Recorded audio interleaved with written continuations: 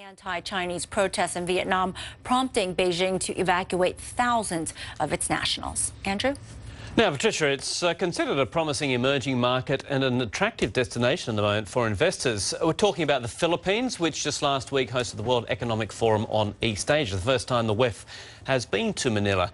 Well, a US think tank, meanwhile, forecasts that the country's economy could more than double over the next 10 years. Well, a little earlier last week, I sat down with a top business leader in Manila to discuss her country's economic future.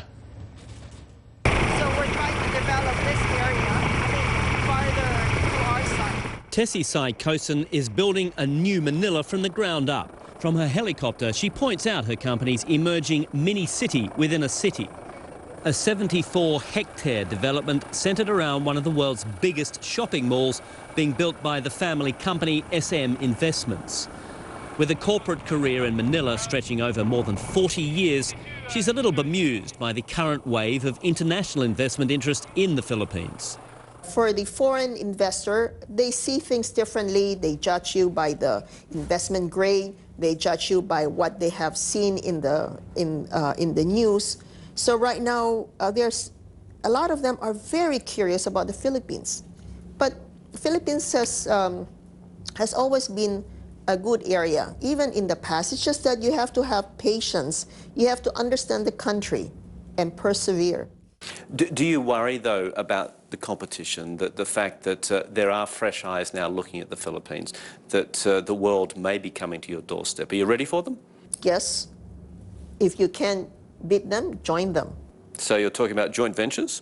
Oh, yes, we have a few. The anti-corruption campaign by the new administration, that was a platform, a campaign platform for the president. How successful has he been, in your opinion, about tackling corruption? We have a president that is clean, and I think he is attempting to clean certain government department or agency. I think it's a starting point. Right, but you're confident that he will succeed, that he should be able to carry through with his promises? It's going to be a long-term work.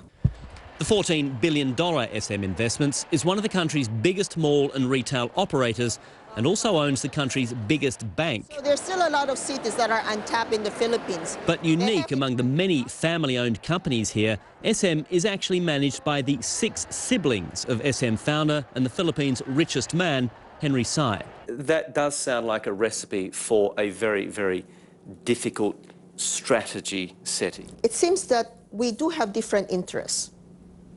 I do not know how it happened, but it happened. So it's a matter of working together. And in the board, it's more of majority rules.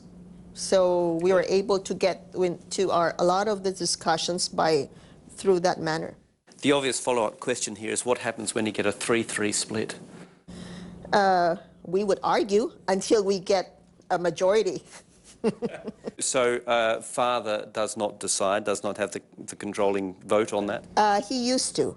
But right now, when he saw that we were able to get along by ourselves, he got bored. You cannot avoid that there will always be some differences. But it's a matter of getting back to the table the next day. There you go, TSC Kosin there. Interesting woman. As I say, one of 6 siblings running a company. Wow. Yes, and they all of the family went into the business, and they all get on very, very well and very effectively. And what struck you the most from your week there? In the Philippines? Oh, that's an interesting question. Well, just this. There is this incredible renewed sort of focus on the Philippines at the moment, and there is, as we said in the reports, there is a sense of positivism. Well, good. But you know what I'm trying to say. I know what you're trying to say. They certainly could use that positivism. Thank you. I don't know if I said it correctly either, but hey, if we both say it the same way, then it's okay. Well, we're going to take a quick break. I think Andrew and I need one.